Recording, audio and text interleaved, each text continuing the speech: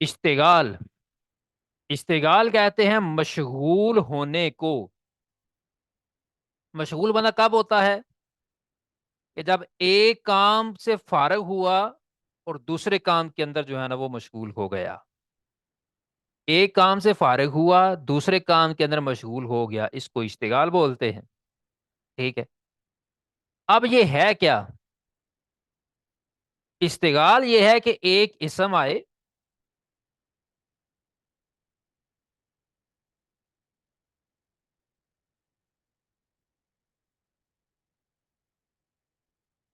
اس اسم کے بعد ایک فعل آئے،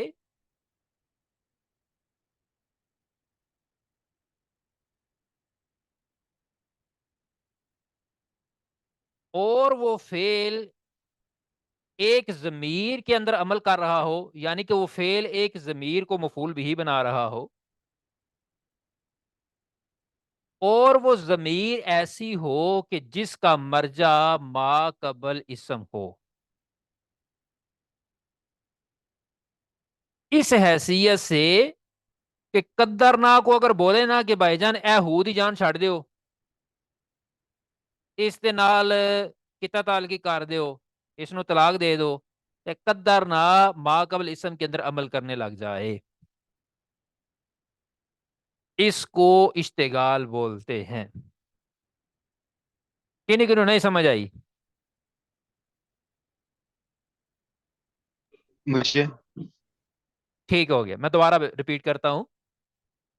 ایک اسم پہلے آئے اور اس اسم کے بعد ایک فعل آئے، اور وہ فعل ایک ضمیر کے اندر عمل کر رہا ہو، اس اور وہ ضمیر جو ہے نا اس کا مرجع ما قبل اسم ہو، اور وہ عمل اس حیثیت سے کر رہا ہو کہ اگر ما جو ضمیر میں عمل ہے اس سے اس کو فارغ کیا جائے نا تو وہ ما قبل اسم کے اندر عمل کرنا شروع کر دے، ما قبل اسم کے اندر وہ مشغول ہو جائے. ٹھیک ہو گیا؟ دوبارہ میں ریپیٹ کرتا ہوں.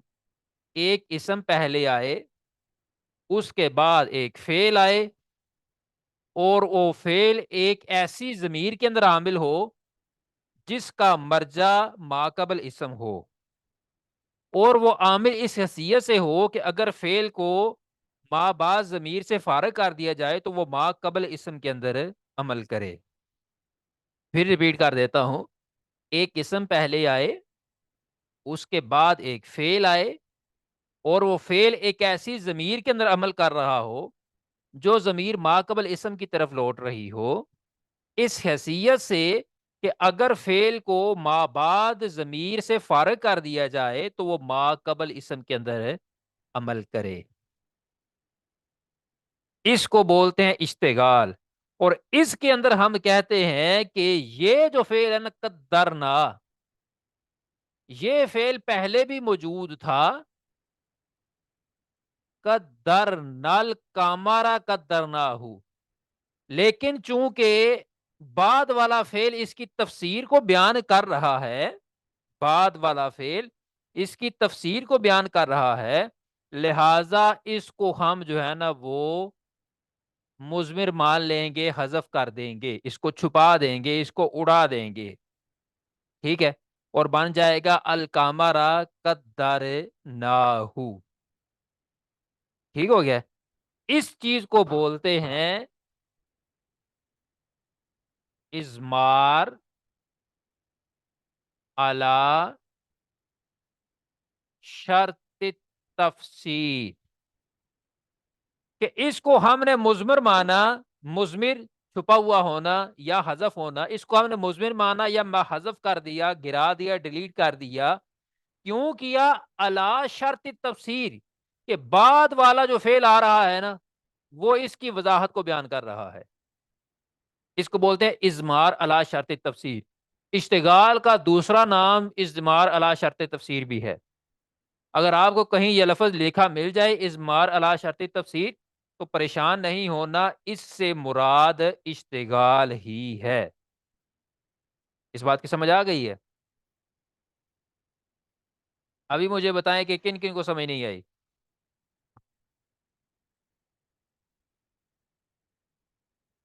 سب کو آ گئی ہے؟ حضور اگر یہ قدر نہ یہ ایسے پڑھ کے اگر ایک دفعہ سمجھا دے تو وہ آس- آسانی ہو جائے گی ذرا. ہاں چلے مثال میں بتاتا ہوں کہ الکامارا ایک اسم تھا، اس اسم کے بعد قدرنا فعل آیا، اور قدرنا فعل اپنے بعد آنے والی ایک ضمیر کے اندر عمل کر رہا تھا، ٹھیک ہے؟ اچھا، اور اس ضمیر ہو ضمیر کا مرجع جو ہے نا وہ الکامارا اسم تھا. اب کیا ہے کہ شرط ایک لگا دی کہ اگر اس فعل کو اس ما بعد ضمیر قدرنا کو ہو ضمیر سے فارغ کر دیا جائے تو قدرنا ما قبل اسم کے اندر عمل کرے. اس چیز کو بولا جاتا ہے اشتغال. اور ہم کہیں گے کہ ازمار علی شرط تفسیر کے قاعدے کے مطابق اس سے پہلے قدرنا موجود تھا، اور اس قدرنا کو ہم نے مضمر مان لیا، حذف کر دیا. کیوں؟ کیونکہ بعد والا قدرنا جو ہے نا وہ اس کی تفسیر بیان کر رہا ہے. اب ٹھیک ہو گیا؟ جی حضور. حضور اس کا اردو میں ترجمہ کیا بنتا ہے؟ القمرہ قدرنا.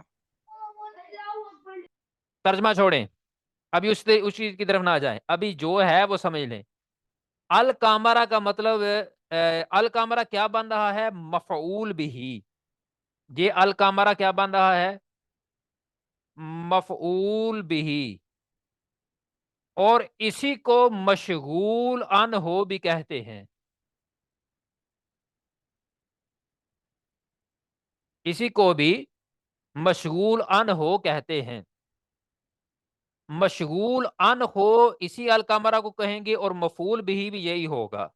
تو ہم مثال یہ پڑھ رہے ہیں کہ جو مفعول بھی ہوتا ہے نا، ٹھیک ہے، اس مفعول بھی کو تو ذکر کیا جاتا ہے لیکن اس کے فعل کو حذف کر دیا جاتا ہے. ٹھیک ہے، اس کے فعل کو حافظ صاحب، حافظ صاحب ہیں یہاں پر؟ حافظ امجد علی صاحب ماشاء اللہ ہیں. تو الکامرہ قدرنا ہو، میرے خیال میں جو قرآن کی آیت مبارکہ ہے، مجھے ڈاؤٹ ہو رہا ہے اس بات کا. ایسی بات ہے؟ جی سر. مجھے بتائیں کہ کیا یہ قرآن کی آیت ہے الکامرہ قدرنا ہو؟ سر والقمر ہے میرے خیال میں سر. چلے سر وہی ہو مجھے گیا، ابھی والقمرہ قدرنا ہو اس طرح ہے. جی ہاں جی بالکل سر. ہاں، تو والقمر مجھے نظر آ رہا ہے کہ یہ جو ہے نا وہ یہ آئی تھنک کہ آیت مبارکہ ہے. ٹھیک ہے، چلیں ابھی اس چیز کی طرف نہیں جاتے، ابھی دیکھتے ہیں کہ یہ الکامرہ مفعول بھی ہے. ٹھیک ہے، ایسا مفعول بھی جس کے فعل کو اس سے پہلے حذف کر دیا گیا ہے. ہم مثال اس چیز کی پڑھ رہے ہیں. ٹھیک ہے، مثال اس چیز کی پڑھ رہے ہیں کہ مفعول بھی کو ذکر کیا ہے لیکن اس کا جو ہے نا وہ پیچھے فعل کو ہم نے حذف کر دیا ہے. اچھا، اب اگلی ہم بات ایک کرنے لگے ہیں کہ یہ جو الکامرہ ہے اس کا اعراب کیا ہوگا. چونکہ یہ مفعول بھی ہے، چونکہ یہ مفعول بھی ہے تو مفعول بھی ہونے کے ناطے اس کو ہم جو ہے نا وہ زبر دیں گے. عمومی حالات کے اندر، عمومی حالات کے اندر اس کو جو ہے نا وہ ہم زبر دیں گے مفعول بھی ہونے کے ناطے. لیکن بعض اوقات ایسے ہوتا ہے کہ اگر اس مشغول ان ہو سے پہلے اس جگہ کے اوپر، اس جگہ کے اوپر کوئی ایسا حرف آ جائے، مثال کے طور پر اذا، جو صرف اسم کے اوپر داخل ہوتا ہو، ایسا حرف آ جائے جو اسم کے اوپر داخل ہوتا ہو، تو اب کیا کیا جائے گا کہ اس اذا کی وجہ سے ہم کہیں گے کہ یہ اب مفعول نہیں رہا، اب یہ مبتدا بن گیا ہے. تو مبتدا ہونے کی وجہ سے اس کو کیا دیا جائے گا؟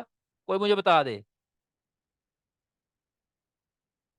کوئی بتا دے مبتدا ہونے کی بنیاد کے اوپر اس کو اعراب کیا ہوگا؟ رفع. حضور رفع دی جائے گی. زبردست، ماشاء اللہ. مبتدا ہونے کی بنیاد کے اوپر اس کو رفع دی جائے گی. تو اگر اس سے پہلے ایسا حرف آ جائے جو اسم کے اوپر داخل ہوتا ہے، یا ایسا حرف آ جائے کہ جو اس کو اس کے اوپر عمل کرنے سے روکتا ہے، اپنے ما قبل کو ما بعد میں عمل کرنے سے روکتا ہے، ایسے حروف بھی آتے ہیں. مثال کے طور پر ایک حرف ہے الحلا یا اینا، اینا یہ حروف استفہامیہ ہے، اس طرح اور بھی حروف ہیں، تو حروف کی بات کے اندر ہم وہ پڑھیں گے.